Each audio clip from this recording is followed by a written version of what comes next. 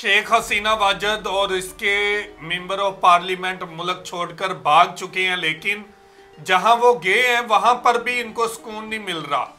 जो बांग्लादेश के अंदर अवामी लीग के साबिका वजीर हैं वो पकड़े जा रहे हैं, वो सबको गिरफ्तार किया जा रहा है।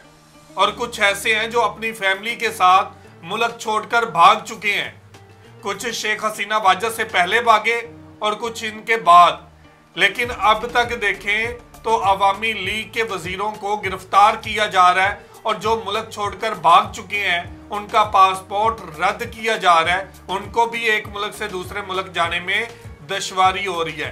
तो आज इसी हवाले से वीडियो है कि कैसे गिरफ्तार किया गया अवामी लीग के वजीरों को। तो वीडियो की तरफ बढ़ने से पहले आप दोस्तों से गुजारिश है, अगर आप चैनल पर नए हैं तो चैनल को सब्सक्राइब करें, साथ बने बेल आइकॉन को भी दबाएं ताकि आपको वीडियो का नोटिफिकेशन सबसे पहले मिलता रहे जी। तो चलें वीडियो शुरू करते हैं जी। 1 2 3 गो।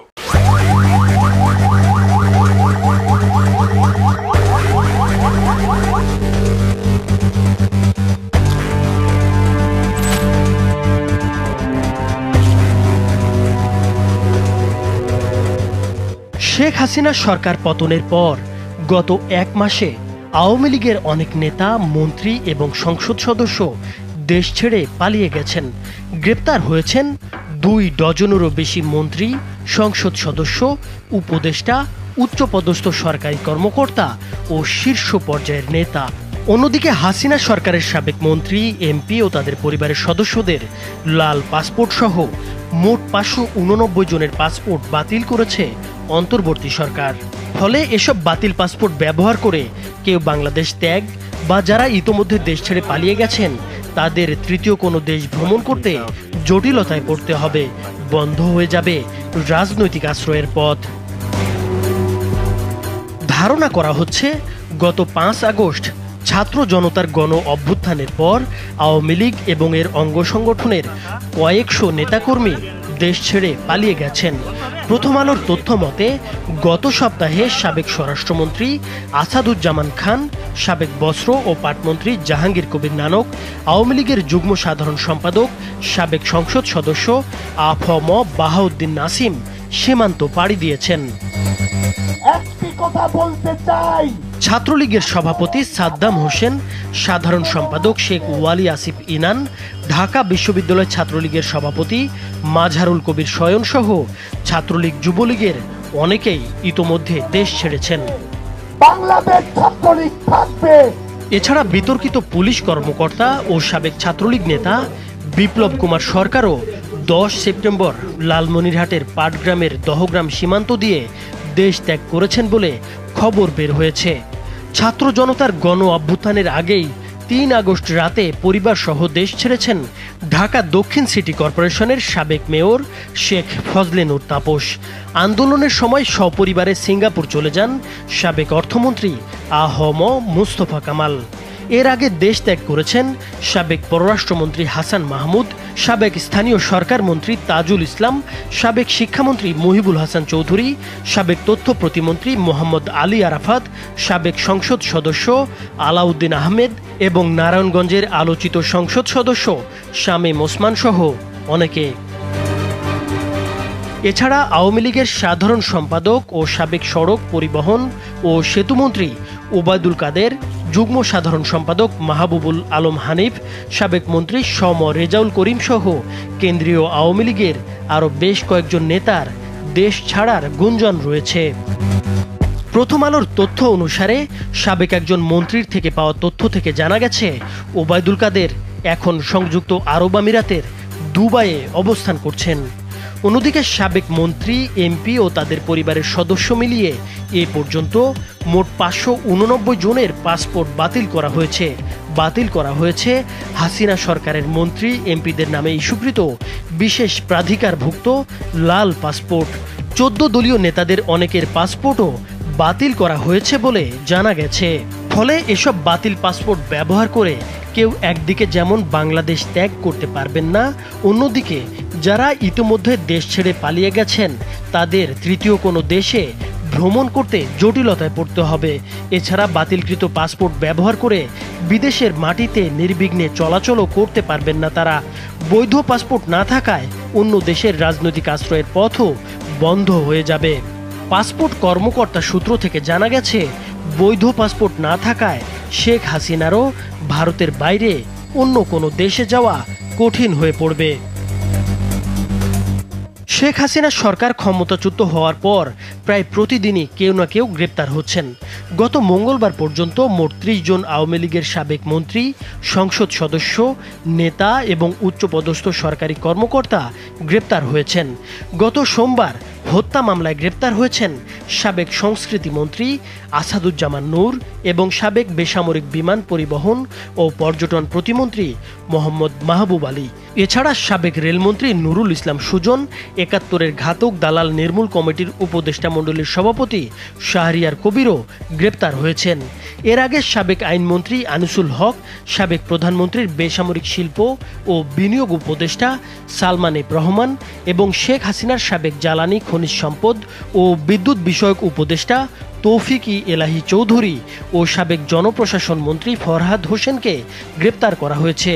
গ্রেপ্তার হয়েছেন সাবেক তথ্য প্রযুক্তি প্রতিমন্ত্রী জুনায়েদ আহমেদ পলক, সাবেক ডেপুটি স্পিকার শামসুল হক টুকু, সাবেক বাণিজ্য মন্ত্রী টিপু মুন্সি, সাবেক শিক্ষামন্ত্রী ডক্টর দীপু মনি, আওয়ামী লীগের সাংগঠনিক সম্পাদক আহমদ হোসেন, সাবেক মুক্তিযুদ্ধ বিষয়ক প্রতিমন্ত্রী এবি তাজুল ইসলাম, সাবেক তথ্যমন্ত্রী হাসানুল হক ইনু, সাবেক পর্যটন ও বেসামরিক বিমান চলাচল মন্ত্রী রাশেদ খান মেননও গ্রেপ্তার হয়েছেন। ক্ষমতাচ্যুত সরকারের মন্ত্রী, প্রতিমন্ত্রী এবং আওয়ামী লীগের নেতৃবৃন্দ যেমন গ্রেপ্তার হয়েছেন, তেমনি সাবেক অনেক সরকারি কর্মকর্তাও আটক হয়েছেন। এদের মধ্যে সাবেক ২ আইজিপি আব্দুল্লাহ আল মামুন এবং AKM শহীদুল হক সহ পুলিশের বেশ কয়েকজন কর্মকর্তাকে গ্রেপ্তার করা হয়েছে। এছাড়া আলোচিত সেনা কর্মকর্তা, ন্যাশনাল টেলিকমিউনিকেশন মনিটরিং সেন্টার NTMCর সাবেক মহাপরিচালক মেজর জেনারেল জিয়াউল আহসান, চট্টগ্রাম বন্দরের সদ্য সাবেক চেয়ারম্যান রিয়ার অ্যাডমিরাল মোহাম্মদ সোহাইলকেও গ্রেপ্তার করা হয়েছে। तो जी व्यूवर, ये थी वीडियो और आपने देखा कि 500 के करीब पासपोर्टों को रद्द कर दिया गया जो वजीरों के इस्तेमाल में थे। और उसके बाद देखें तो कुछ तो पहले ही भाग चुके थे, लेकिन जो बांग्लादेश के अंदर मौजूद थे जो वजीर, इनको गिरफ्तार किया जा रहा है, इनके ऊपर मुकदमे बनाए जा रहे हैं तुलबा को शहीद करने के। और आप सबको पता है कि बांग्लादेश की पुलिस ने कितना जुल्म किया था, ताकत का इस्तेमाल किया था। इन वजीरों की राय थी और शेख हसीना वाजिद की राय थी कि तुलबा के ऊपर ताकत का इस्तेमाल किया जाए। अब ये अगर इस तरह के मुकदमे इनके ऊपर चल रहे हैं तो ऐसा नहीं होना चाहिए कि जैसे पाकिस्तान के अंदर हुआ है। पाकिस्तान की एक सियासी पार्टी जब उनको इक़्तिदार से हटाया गया तो उनके वजीरों को पकड़ना शुरू कर दिया गया। फिर उनके वजीर अगर पार्टी से अलहदगी का ऐलान करते तो उनको उसी वक्त छोड़ दिया जाता। तो अब बांग्लादेश के अंदर अब ये देखने को मिले, अगर वो अवामी लीग से करते हैं अलहदगी का ऐलान, तो क्या ख्याल है, उनको छोड़ दिया जाएगा कि उनको उनकी सजा पूरी मिलके रहेगी? वसीम भाई, हर मुल्क की सियासत पाकिस्तान की तरह नहीं होती, ये बांग्लादेश है और यहाँ पर मुकदमे चलाए जाएंगे इन वजीरों के ऊपर जो भी इस सारी कारस्तानी के अंदर शामिल हैं, जो भी जुल्म करने वालों के साथ थे, इनके ऊपर जो केस बनेंगे उसकी सजा मिलेगी। ये पाकिस्तान नहीं है कि मैं इस पार्टी को छोड़ देता हूँ, मेरी जान बच जाएगी, मेरी सजा माफ है, मेरी सजा माफ है। लेकिन बांग्लादेश के अंदर पूरे मुकदमे चलाए जाएंगे इनके ऊपर, जैसे शेख हसीना वाजिद ने बेगुनाह लोगों के ऊपर जुल्म किया है, उनके जुल्म का बदला लिया जाएगा शेख हसीना वाजिद से और इनके वजीरों से। ऐसा होना चाहिए कि ताकि आने वाले लोगों को इस तरह सबक हासिल हो कि अगर कोई किसी के ऊपर जुल्म करता है तो उसकी अपनी आवाम, जो कि इतनी आवाम का नुमाइंदा ऊपर बैठ के पूरी उनकी आवाम के ऊपर ही जुल्म करना शुरू कर देगा तो आवाम ने तो तंग आकर ऐसा करना ही करना है। इस तरह के लोगों को ना मुंह लगे हुए हैं, वो ऐसे करते हैं कि अपनी मनमानी करते हैं, अपनी मर्जियां करते हैं, बाद में एक मुल्क छोड़ के दूसरे मुल्क भाग जाते हैं, इनको कोई पूछने वाला नहीं होता। अगर बांग्लादेश ये वाले इकदाम को कर लेता है सही तरीके से, शेख हसीना जो कि साबिक उनकी प्राइम मिनिस्टर हैं, उनके ऊपर मुकदमा चला के उनको सजा देता है, उनके वजीरों को सजा देता है, तो मैं कहता हूँ कि बड़ी बात है कि आने वाले वक्त के अंदर पूरी दुनिया इनका नाम लेगी कि यार उन्होंने अपने साबिक वजीर आजम को नहीं बख्शा, तो और कोई बंदा वहां पर जुल्म करने से भी कतराएगा। बिल्कुल वसीम भाई, आपकी बात बिल्कुल ठीक है। अगर आज इनको छोड़ दिया गया तो आने वाले टाइम पे फिर ऐसा ही जुल्म होगा। अगर आज शेख हसीना वाजिद को अवामी लीग के वजीरों को सजा दी जाती है तो आने वाले टाइम पे ऐसा जुल्म कोई हुकूमत नहीं करेगी और उसको इस बात का अंदाजा होगा कि अगर हम लोगों ने ताकत का इस्तेमाल किया तो वही हाल हमारा होगा जो शेख हसीना वाजिद का हुआ, जो शेख हसीना वाजिद की जमात का हुआ, जो शेख हसीना वाजिद के वजीरों का हुआ। तो आज ये सजा मिलना जरूरी है ताकि आने वाले टाइम पे दूसरे वजीर ऐसी हरकत करने से डरें। तो ये थी आज की वीडियो। आप इस वीडियो के बारे में क्या कहना चाहते हैं जरूर कमेंट करके हमें बताइएगा। बहुत शुक्रिया।